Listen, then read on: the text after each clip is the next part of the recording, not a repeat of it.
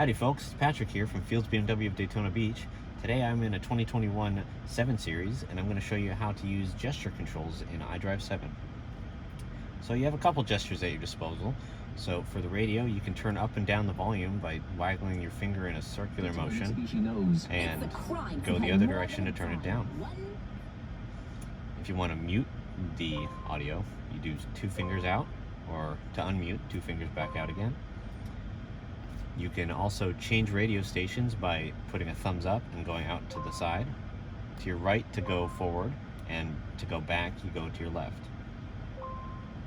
There's also, if you have your home address set up, there's a gesture that will automatically start navigation back to your house, and that is open, close, open, and that starts the navigation.